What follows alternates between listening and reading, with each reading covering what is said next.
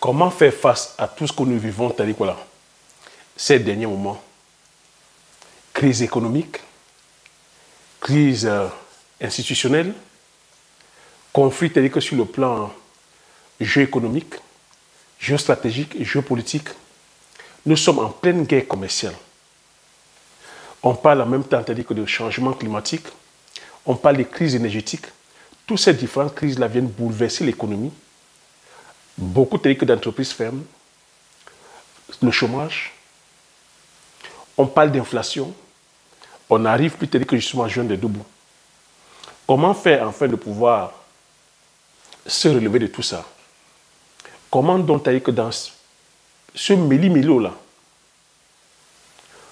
pouvoir prospérer de façon financière? Est-ce qu'on peut toujours compter sur le gouvernement? On peut toujours rester là compter sur l'économie? Est-ce qu'on peut toujours rester là à croire que ce que les dirigeants politiques nous disent? Comment est-ce qu'on peut aujourd'hui se retrouver en train de remettre en cause les fondements qui ont fait justement le monde? On nous a parlé de la mondialisation impulsée par les États-Unis d'Amérique. Comment un pays comme les États-Unis d'Amérique peuvent être aujourd'hui en train de remettre en cause le libre-échange, alors qu'ils sont les champions du monde, les pionniers du libre-échange? C'est leur idéologie que depuis plus de 50 ans, le monde applique, le libre-échange. Parce que par le libre-échange, ils sont venus nous véhiculer le message comme quoi tous les pays allaient pouvoir bénéficier de ce libre-échange, de pouvoir se développer. Est-ce que le système qu'ils ont mis en place a bénéficié justement tout le monde? Ça peut se discuter. On peut dire oui, on peut dire non. Certains en ont bénéficié, d'autres non. Cette richesse a bénéficié que plutôt à une minorité de personnes. Et on voit aujourd'hui la classe moyenne et beaucoup de personnes qui en pâtissent, beaucoup de pauvres. Le libre-échange aussi, n'était pas mauvais. Le libre-échange aussi a permis à certains pays de connaître l'émergence. Parce que dans le libre-échange consiste à faire circuler les biens et les propriétés intellectuelles. Par le libre-échange, ça a permis qu'au pays en voie de développement de pouvoir faire l'échange de technologies en venant construire par exemple les routes, les infrastructures. Ça a permis d'apporter un certain développement. Mais est-ce que c'est assez? Et pourquoi est-ce qu'aujourd'hui, Donald Trump peut dire America First? Pourquoi Donald Trump peut dire que non, l'Amérique d'abord? Pourquoi Donald Trump peut dire Let's make America great again? Pourquoi Donald Trump dit l'Amérique est lésée dans ce jeu? Pourquoi aujourd'hui Donald Trump se retrouve en train de mettre des taxes douanières, 25% par-ci, 50% par-là, à taxer différents pays? Tu dois te poser la question. Est-ce qu'en mettant les taxes, c'est une bonne chose? Est-ce que c'est mauvais? Je te répondrai que oui, c'est... Quelque part, il n'a pas tort. Est-ce que c'est mauvais qu'il soit en train de faire le protectionnisme? Quelque part, il n'a pas tort. Lorsqu'il fait le protectionnisme, c'est pour que ça puisse bénéficier à l'économie de son pays. Tout dirigeant, c'est-à-dire que soucieux de voir que son pays émerger, se doit aussi à un moment de faire du protectionnisme. C'est de favoriser l'économie de son pays. C'est tout à fait légitime. Maintenant, dans ce monde globalisé, où tout le monde dépend de tout le monde, est-ce qu'aller faire du protectionnisme farouche, agressif, violent, comme Donald Trump est en train de faire, est-ce que ça va bénéficier réellement aux États-Unis? C'est là où il y a un petit hic, parce qu'aujourd'hui, toutes les grosses entreprises américaines produisent à l'étranger. Donc, en taxant les produits qui viendront des États-Unis, ça va en partir à l'économie américaine, parce que ça risque de créer l'inflation. Alors que le but de Donald Trump, c'est de permettre à l'économie américaine de fonctionner, c'est de rapatrier les usines qui sont à l'extérieur, à l'intérieur de l'Amérique. C'est de permettre à l'Américain moyen, parce qu'il ne faut pas oublier, Donald Trump, quand il dit « Let make America great again », il n'est pas en train de viser la couche des riches. Lui, il est milliardaire, les milliardaires sont avec lui. Il est en train de viser la couche des personnes qui l'ont élu. Donc c'est l'Américain moyen. C'est l'Amérique profonde.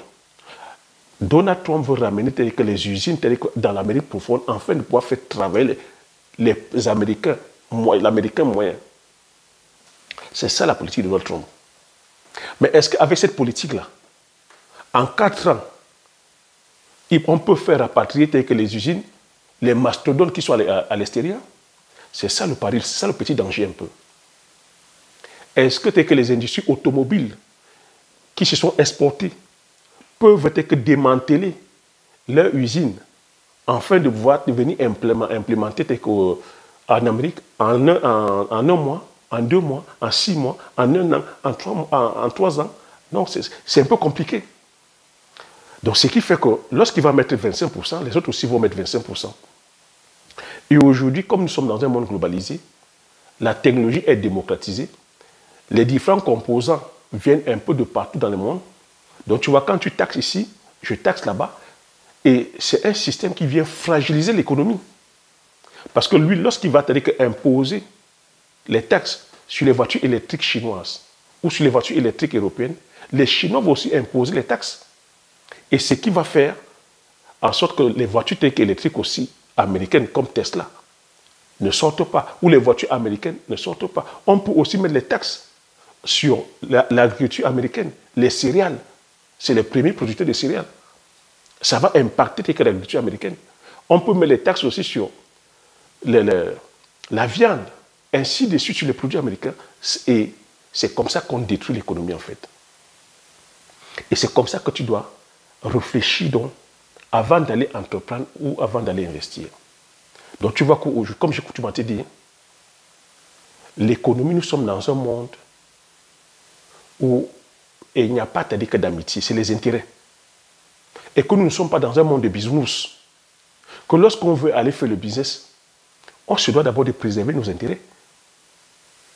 On se doit de voir, de voir les niches. Parce qu'aujourd'hui, dans un monde globalisé, on ne peut pas aller faire du business en s'attaquant frontalement aux mastodontes. C'est pour ça que je valorise et je vulgarise les produits du terroir. C'est stratégique. C'est très, très stratégique. Parce qu'en face, les autres ont des longueurs d'onde énormes. Les autres ont déjà le monopole. Parce que Donald Trump, quand Donald Trump vient taper les pieds dans la fourmilière, c'est parce qu'il se rend compte que lui, à tort ou à raison, que c'est lui, au travers de l'OTAN, c'est l'Amérique qui protège l'Europe. Et ça, il le dit clair, que c'est nous qui protégeons avec l'Europe, avec l'OTAN. C'est nous qui subventionnons énormément dans l'armement pour vous protéger. Mais lorsqu'il faut faire affaire, mais vous ne faites pas affaire avec nous. Vous allez faire affaire avec la Russie, par exemple. Donald Trump en veut à l'Europe. Pourquoi? Parce que l'Europe, pendant ces crises-là, Donald Trump s'attendait que l'Europe vienne acheter le gaz liquéfié américain. Mais l'Europe achète plutôt le pétrole. Même avant la crise, l'Europe achète le pétrole russe, le gaz russe. Et ça, c'est-à-dire que ça énerve Trump. Trump dit, moi, on ne peut pas être là à dépenser pour vous. Et vous, en retour, vous allez plutôt enrichir les autres. Nous, on gagne quoi? Donc, acheter nos produits. Trump aussi est remonté parce que les voitures américaines ne sont pas achetées en Europe. Mais le problème, c'est que les Européens aussi ont les raisons. Les voitures américaines ne sont pas configurées, c'est-à-dire que par rapport aux normes européennes ici, les routes ne sont pas assez larges. Les voitures américaines sont costaudes. Les voitures américaines consomment énormément de pétrole. Donc tu vois, chacun défend ici ses intérêts. C'est pour ça que, face à des situations comme ça, comment tu réfléchis avant d'aller entreprendre? Tu vois donc que quand il y a énormément de taxation, dans quoi tu peux aller aujourd'hui entreprendre pour gagner de l'argent? Ou dans quoi tu peux investir? Parce que lorsqu'il y a comme ça énormément de tensions, il y a un problème de manque de confiance. Les marchés s'affolent. Quand il y a un manque de confiance, c'est pour ça que tu vois, il y a baisse sur le plan économique. C'est pour ça que tu vois la bourse, au niveau de la bourse, il y a des pertes. Et il y a des pertes sur tous les actifs, que ce soit sur l'immobilier, que ce soit sur le pétrole, que ce soit sur tous les matières premières. Puisque tout est coté en bourse, donc quand il y a un climat de manque de confiance, où à chaque fois, c'est-à-dire qu'il y a toujours des annonces brutales, fermeture de ceci, on enlève l'aide sur ceci, on va augmenter les taxes sur cela, on va ceci. Et avec tous les conflits aujourd'hui et puis les réchauffements climatiques, comme j'ai cité en avant, il y a énormément de pertes. Comment donc, de façon stratégique, tu peux aller entreprendre? Parce qu'aujourd'hui, en bourse, tu ne peux pas aller dire que tu vas aller investir en bourse. Parce que quand l'économie est impactée, c'est des pertes énormes. Tu vois, Tesla est en train de perdre énormément parce que quand il y a un manque de confiance, quand il y a des conflits comme ça, surtout que Elon Musk aussi, aujourd'hui s'intéresse à la politique. Elon Musk avec ses sorties, toujours tandis que fracassantes, ben, ça décourage les investisseurs, ça décourage les consommateurs et on délaisse les voitures Tesla. Tesla est en train de chuter. Donald Trump avec ses sorties de taxation, ça a fait chuter les sociétés américaines. Nvidia a perdu en une seule journée 500 milliards. Nvidia, qui est la compagnie qui fabrique les microprocesseurs, 500 milliards. Toutes les grosses compagnies sont en train d'afficher des pertes énormes. Tu ne peux pas dire que tu vas aller investir en immobilier parce que l'immobilier aussi, c'est spéculatif. Ça chute l'économie en berne. Comment donc stratégiquement, toi ici qui es de la diaspora, tu peux t'aider qu'à l'entreprendre en Afrique, tu peux investir. Moi, je te partage ici la stratégie que j'ai mise en place. Ce que je te dis aujourd'hui valait aussi il y a plus de 10 ans. Parce que moi, il y a plus de 10 ans, c'est la stratégie que j'ai mise en place. Si tu me vois te parler, c'est la stratégie que j'ai mise en place depuis 10 ans. Et l'histoire t'a dit qu'on me donne raison. Depuis plus de 10 ans, je te demande, depuis les 5 ans, je te demande d'aller entreprendre, c'est-à-dire que sur les produits du terroir, d'aller entreprendre et créer la richesse locale, réelle. Parce que comme nous sommes dans un monde aujourd'hui globalisé, nous sommes dans des pays, c'est-à-dire que sous-développés, ou sur le plan des infrastructures, nous ne sommes pas tels que développés. Sur le plan énergétique, nous ne sommes pas autonomes. Sur le plan, c'est-à-dire que voilà, sur le plan de la capitale, les moyens, on n'a pas les moyens. Sur le plan technologique, on n'a pas la technologie, on n'a pas la science. Sur le plan, je veux dire, même de la sécurité, on balbutie, on dépend encore des autres. Donc, quand tu veux aller entreprendre ou tu vas aller investir, tu te dois d'aller investir ou entreprendre sur des niches stratégiques, sur des niches sur lesquelles tu ne vas pas te retrouver en confrontation avec les mastodontes. Est-ce que tu écoutes la stratégie? Parce que si tu vas te dire que sur le domaine agricole, si tu ne veux pas te dire que voilà, te voir te noyer, te voir te perdre, tu ne peux pas dire aujourd'hui que tu vas aller faire de l'agriculture industrielle sur les céréales, le maïs, le soja, le colza, le tournesol, le blanc, l'orge, le blé. Tu ne peux pas. Tu meurs dans le film. Je ne sais pas si tu comprends. Parce qu'eux, ici en Occident, ils sont déjà, c'est-à-dire qu'ils sont structurés. C'est un marché qui maîtrise de la production des semences, de la mécanisation, du pétrole, de la chimie, des banques, des grands groupes agroalimentaires de transformation et de distribution. Ils maîtrisent ce système. Et ça depuis des centaines d'années. Et c'est sur les segments sur lesquels, si tu veux commencer, ce n'est pas moins de 100 hectares et 200 hectares. Et tu vois, comme nous sommes dans un marché de libre-échange, tu penses que quel est l'agriculteur, quel est le pays qui va accepter que tu viennes dominer son marché? C'est de là où nous en sommes. Parce qu'aujourd'hui, en faisant tel que ce système-là, beaucoup de pays se sentent lésés. Parce que c'est un pays qui respecte la réglementation. Parce qu'il ne faut pas oublier qu'il y a la réglementation qui est là. Les pays européens, eux, ils ont des normes. La France a ses normes, l'Europe aussi a ses normes. Mais des pays comme le Brésil, les pays comme l'Inde, les pays comme, je vais dire, même la Nouvelle-Zélande, qui n'ont pas les mêmes normes européennes, où là-dedans, on produit sans respecter l'environnement, sans respecter l'impact. Où là-dedans, eux, ils ont une politique où ils favorisent, c'est-à-dire que l'agriculture industrielle, et ils favorisent aussi l'agriculture paysanne, les petits producteurs. Et ils produisent sans respecter les normes européennes. Tu vois que l'agriculteur qui respecte les normes européennes est pénalisé par rapport à l'agriculteur qui ne respecte pas les normes. Mais à contrario, ils se retrouvent tous dans le même marché. Celui qui ne respecte pas les normes vient se retrouver dans le marché français et il fait le dumping. Celui qui se retrouve dans le marché français, des fois, il ne respecte pas les normes sur le plan social, où ils emploient les gens en payant, c'est-à-dire que des salaires de misère. Alors que l'occidental a investi massivement sur la mécanisation, parce que l'occidental, ici en Europe, il ne commence pas avec moins d'1 million d'euros. Il ne commence pas avec moins d'1 million d'euros. Donc c'est ça ce clash-là. Alors, de façon stratégique, comment toi tu vois ça? Moi, lorsque j'analyse, je me dis non, je ne vais pas aller faire les céréales, je ne vais pas aller faire le maïs, je ne vais pas aller faire le soja. Ou du moins, même si je fais le maïs, c'est pour ma consommation personnelle. Je n'ai pas aller faire le maïs pour me retrouver sur le marché mondial. Tu meurs dans le film. Je ne vais pas aller faire le soja pour me retrouver sur le marché mondial. Tu meurs dans le film. Je peux faire le soja pour ma consommation personnelle, le maïs pour ma consommation personnelle. Ça vaut pour la même chose à l'élevage. Donc je vais plutôt aller faire les produits du terroir. Les produits du terroir. C'est pour ça que je n'ai pas du manioc. Le manioc, une tonne, un hectare de manioc, c'est minimum 35 tonnes. Tu peux aller à 50 tonnes. Alors qu'avec les céréales, ici en Occident, eux, ils font 8 tonnes. Quand ils ont fait beaucoup, c'est 10 tonnes. Donc imagine, moi, un hectare, je fais juste 50 tonnes.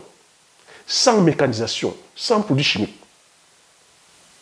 Tu comprends très bien que si je fais 50 tonnes avec le manioc, je n'ai pas besoin d'aller faire le blé. Je n'ai pas besoin d'aller faire le maïs. Si on veut nourrir la population. Et sachant aujourd'hui l'impact environnemental, l'impact sur le plan social, l'impact sur les plans tels que du foncier, parce que la terre n'est pas extensible. Quand on dit que nous avons les terres agricoles, ce n'est pas extensible.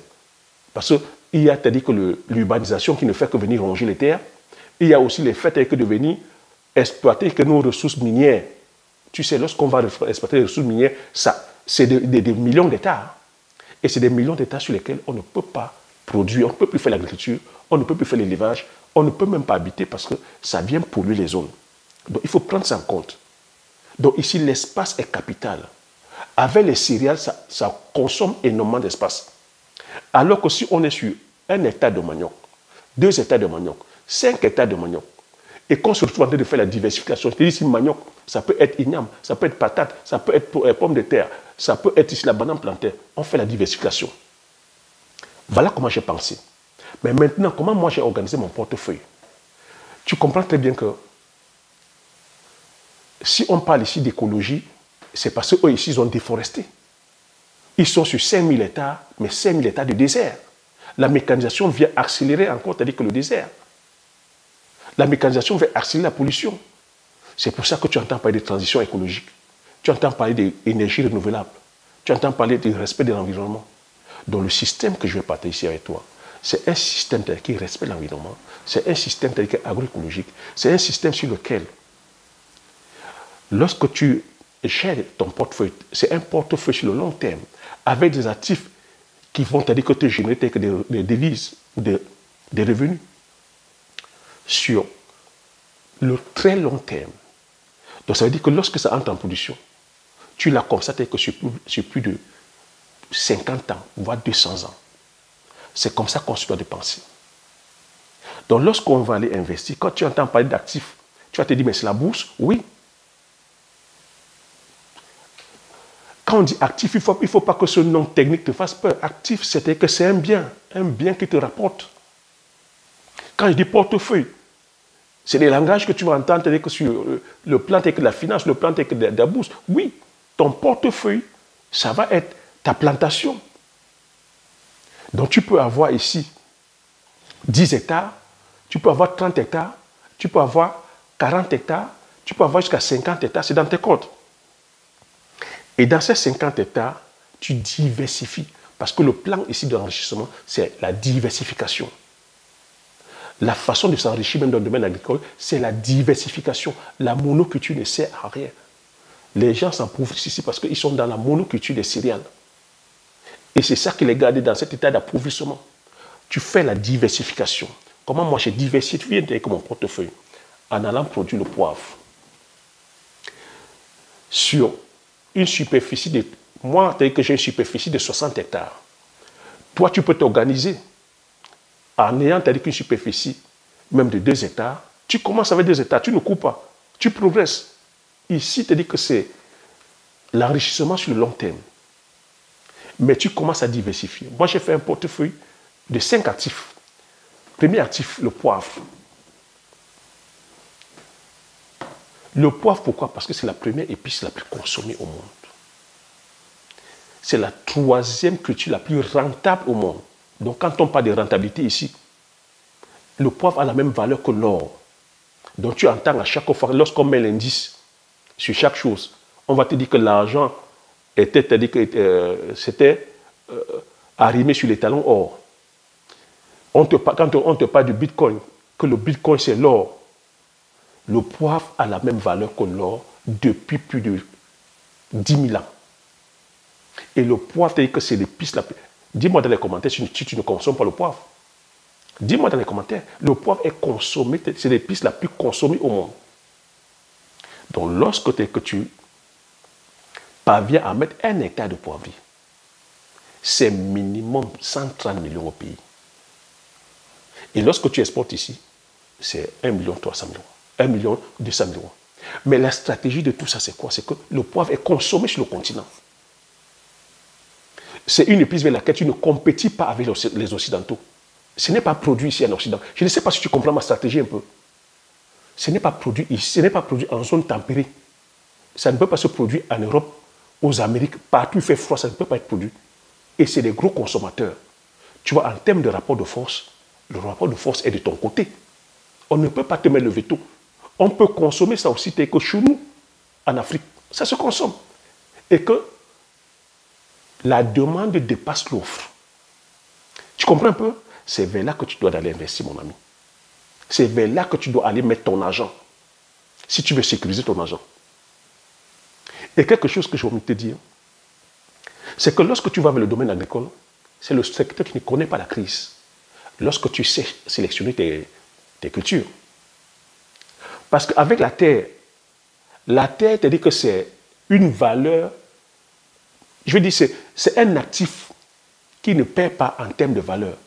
Qu'il fasse chaud, qu'il vente, qu'il neige, qu'il pleuve, qu'il y ait la guerre, qu'il y ait n'importe quoi, qu'il y ait le tsunami, la terre ne perd pas de valeur. Tout au contraire, ça prend toujours de la valeur au fil du temps.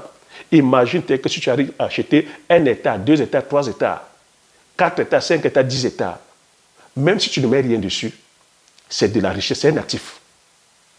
Imagine donc si tu te mets maintenant à planter, comme je suis en train de te dire, à planter les arbres. La stratégie, c'est de mettre des arbres. Écoute très bien, commencez avec le poivre. J'ai enchaîné avec le palmier à huile. Deuxième actif, palmier à huile. Dis-moi, partout en Afrique, partout dans le monde, l'huile de palme se consomme. C'est la première matière grasse la plus consommée au monde. C'est la seule culture originaire, c'est une culture qui est originaire d'Afrique.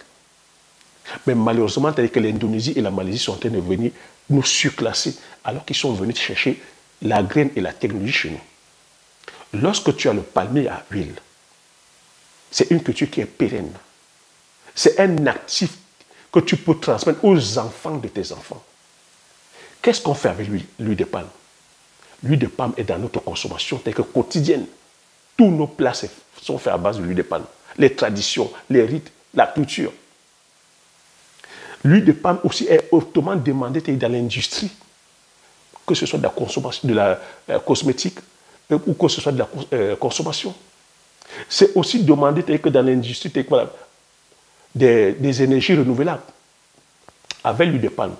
Aujourd'hui, avec les problèmes que nous avons sur le plan du pétrole, les tensions que sur la pollution due aux énergies fossiles, l'huile de palme, c'est une huile verte.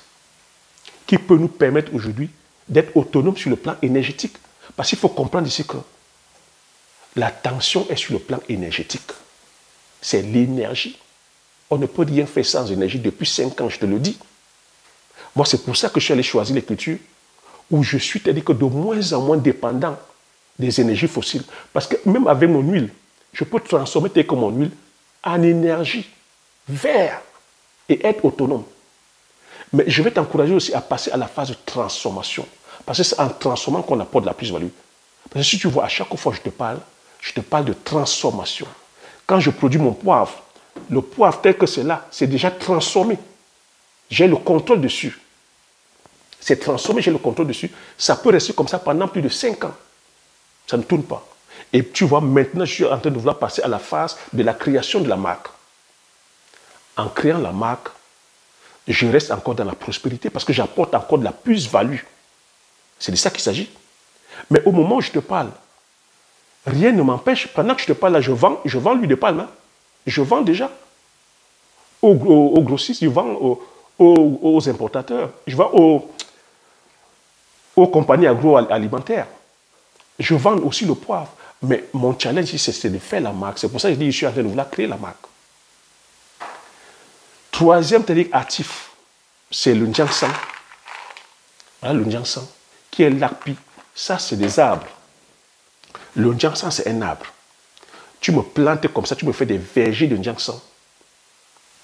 Même 1, 2, 3 hectares de Njianshan. Tu es mort d'argent.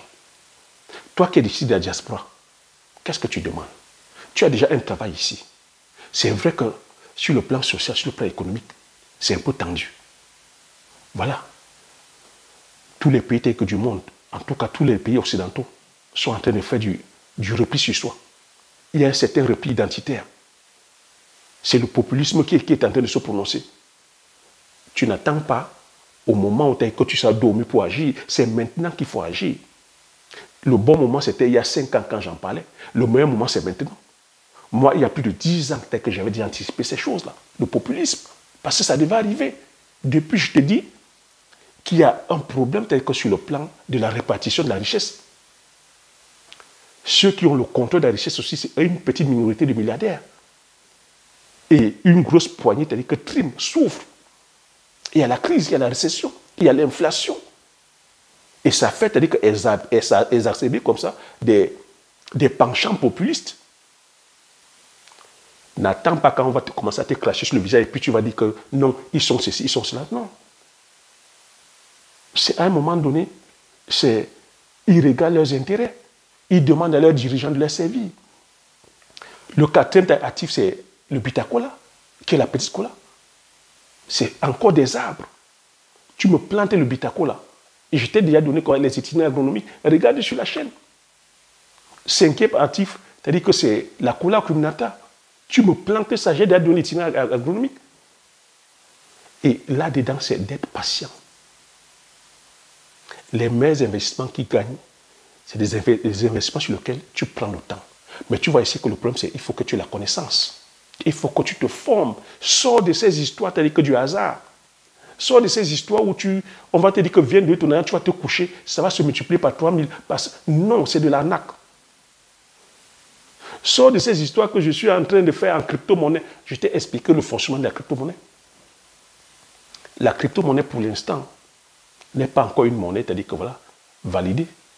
Et je t'ai dit que le fondateur, c'est-à-dire que du Bitcoin, de la crypto-monnaie, qui est Satoshi.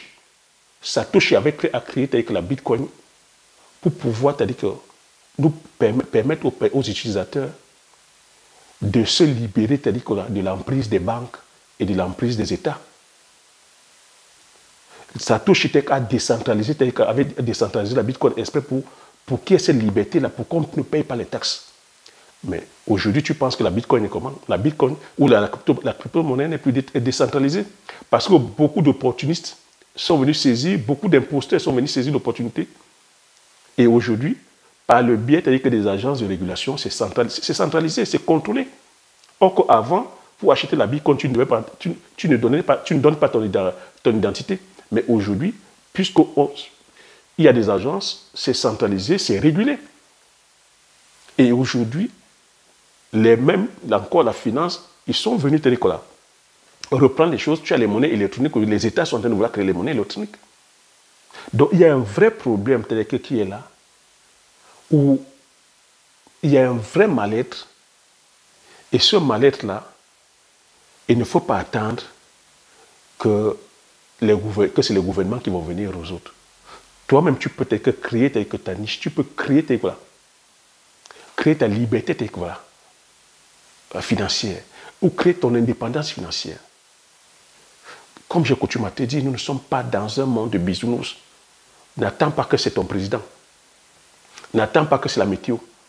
Et tu es en train de voir comment tu as dit quoi là, sur le plan géopolitique, sur le plan géoéconomique, tu vois les tensions. Tu entends comment, tu as vu comment Donald Trump a parlé au président Zelensky à la Maison-Blanche. C'est ce que les chefs d'État vivent en temps normal. Mais aujourd'hui, ça se fait de façon découverte, en mondiovision. Donald Trump est venu casser la fracture. Tu vois, les alliés, l'Europe qui était leur allié depuis plus de 100 ans, il a tourné le dos. Il parle de façon frontale que c'est l'Amérique d'abord. Oui, l'Amérique d'abord. Ça peut paraître populiste, mais il dit qu'il a été élu par les citoyens américains. Il n'a pas été élu par Paris ou par les citoyens parisiens, ou il n'a pas été élu par les citoyens africains. Il a été élu par les citoyens américains. Donc, il défend les intérêts de l'Amérique.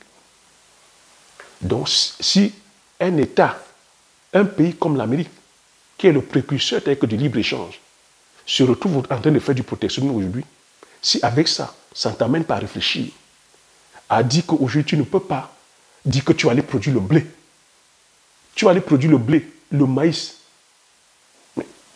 C'est la chasse gardée des Américains. C'est la chasse gardée des Occidentaux. Comment tu vas pouvoir venir compétir dans ce marché globalisé? Dis-moi un peu. S'il te plaît, dis-moi dans les commentaires comment. Quand tu dis que non, c'est parce qu'on n'a pas les tracteurs, comment tu vas pouvoir? Et même si tu parviens à produire, sur quelle réglementation? Parce qu'aujourd'hui, il y a les accords, c'est-à-dire que de la COP 21 sur le changement climatique. Eux, ils ont les normes. Quand tu vas même produire tes céréales, le soja, sur 10 hectares, sur 20 hectares, comment tu penses que tu pourras affronter le marché? Là où ils ont mis les taxes, là où ils ont mis la réglementation. Parce qu'on viendra te dire que non, tu ne produis pas selon les normes. Il y a de la pollution telle que sur le plan environnemental, que tu as abattu les arbres, tu as détruit la biodiversité, que tu utilises énormément de produits chimiques.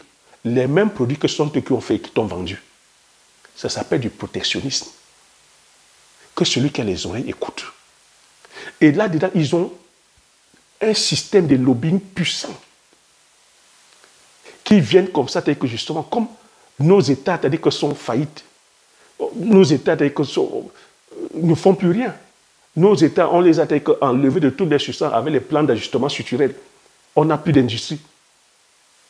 Toujours par le mécanisme du Fonds monétaire international, de la Banque mondiale.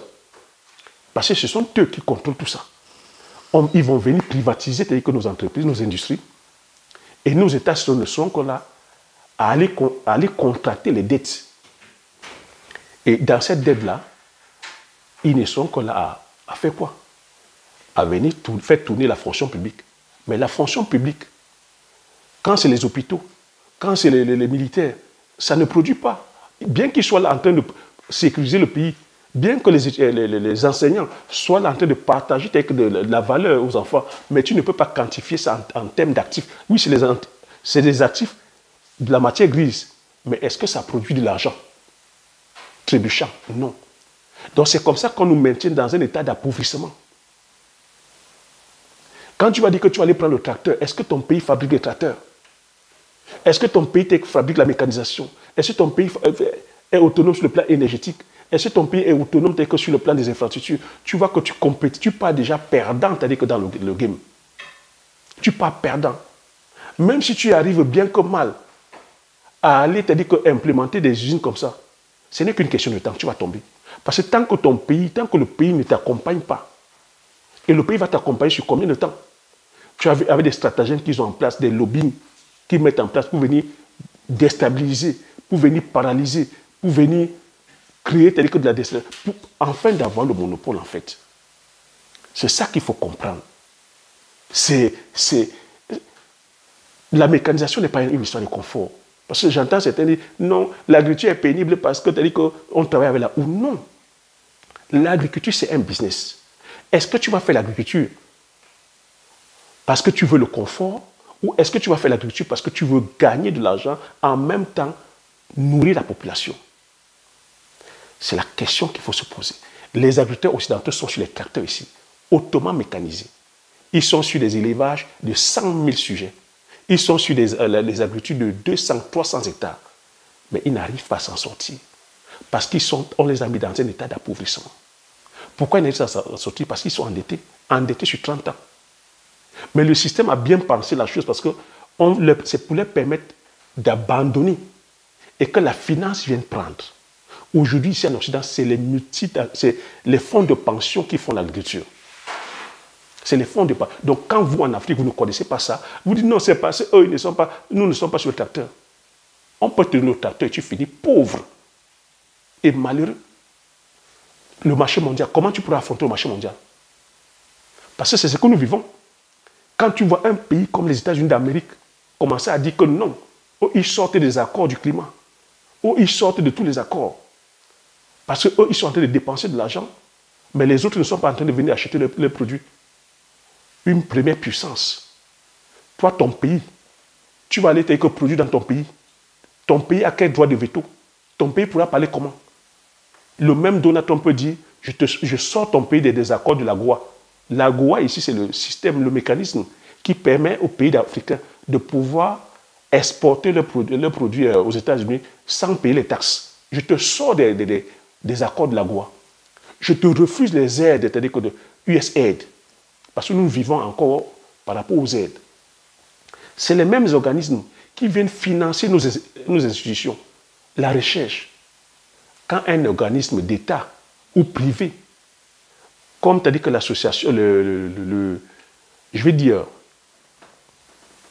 la fondation de Bill Gates, quand la fondation de Bill Gates vient financer nos institutions de recherche sur les semences, vous pensez que quel est le pouvoir qu'on peut avoir? Bill Gates peut dire du jour au lendemain, je mets beaucoup plus d'argent sur la recherche sur le maïs. Je mets beaucoup d'argent sur la recherche sur le blé. Faites le travail là-dessus. Lui, il a les moyens, il a les milliards. Mais il le fait pourquoi? Parce qu'il a une compagnie de production de semences.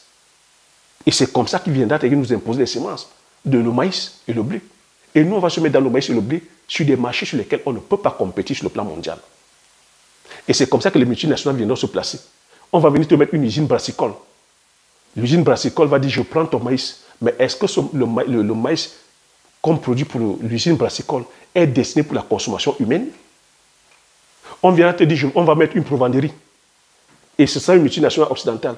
Est-ce que le maïs destiné pour la provenderie, c'est le même maïs qu'on consomme? Africains, réveillez-vous, réveillez-vous. Réveillez-vous. C'est pour ça qu'il faut aller faire le manioc, le macabo, le taro, la banane plantain, l'igname, la banane douce. Parce que c'est des produits sur lesquels on peut consommer sur le plan local. C'est des produits sur lesquels les Africains consomment. Et c'est des produits sur lesquels ce n'est pas produit ici en Occident, où on ne peut pas compétir frontalement. Ça s'appelle de la stratégie. Ça s'appelle aller investir sur des secteurs stratégiques à haute valeur ajoutée pour nous. Celui qui ne réfléchit pas là maintenant meurt dans le film. Je vous ai dit que beaucoup meurent en silence. Tous ceux qui sont allés faire des céréales, le maïs, le soja, sur des grosses superficies, meurent en silence. Tous ceux qui sont allés faire l'élevage de poulet de chair, meurent en silence. Parce que vous pouvez voir des bâtiments et les poulets qui sont assis, des personnes qui sont criblées de dettes. Même les personnes qui fonctionnent, elles sont criblées de dettes. Ce n'est qu'une question de temps. Alors que si de façon stratégique, tu vas te dire que faire ton élevage de poules locales, tu commences doucement, mais tu vises grand. Tu ne compétis pas avec eux. Tu cherches l'économie locale, à servir l'économie locale.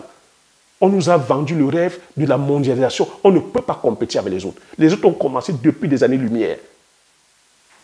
On ne peut pas aujourd'hui compétir avec les autres. On commence d'abord à compétir sur le plan local, à servir le plan local, à servir la sous-région, avant de commencer à penser mondial. On ne peut pas.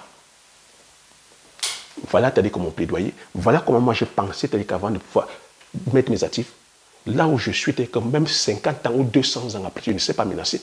L'huile de palme se consomme très bien au pays. La demande dépasse l'offre. Le poivre se consomme très bien au pays. La demande dépasse l'offre. Le Ndjansa, le Bitako, la cola communautaire, ça se consomme. La demande dépasse l'offre. Donc même si aujourd'hui on ferme les frontières, on augmente les taxes, je sais que la consommation locale, je sais la consommation africaine. That's it. C'est stratégique, mon gars. Donc si toi aussi tu veux réaliser que le même plan que moi, regarde sur la base des situations et te dis, c'est ce qu'il faut faire. Prends la formation, forme-toi et lance-toi. C'est la connaissance qui nous manque. On ne doit plus aller faire les choses au hasard. On ne doit plus être dans le suivisme. Les choses se pensent. Ça se pense. Et tu vois que ici, je pense. Ici, c'est la pédagogie, c'est la stratégie, c'est la géostratégie, c'est la géoéconomie, c'est des valeurs. C'est la culture. C'est des valeurs. Parce que oui, tout ça se repose sur des valeurs. On se doit d'avoir nos valeurs. On ne va pas aller se brader tel que pour se brader. On ne va pas aller perdre nos valeurs parce qu'on va aller compétir avec le monde. Non, on se doit de garder nos valeurs. Donc voilà ce que je voulais partager. J'espère que tu as appris des choses. J'espère que tu as aimé. Si tu as aimé, tu me le pousses. Partage massivement autour de toi afin que cette information puisse être véhiculée par un très grand nombre. Abonne-toi si tu n'es pas encore abonné. Comme j'ai coutume à dire, l'information c'est la connaissance. La connaissance c'est la richesse. Une fois que tu as ces informations, tu appliques tes stratégies et tu passes l'action massivement afin d'impacter ta vie et impacter la vie de tous ceux qui t'entourent. Je te dis merci. À la prochaine vidéo. Ciao.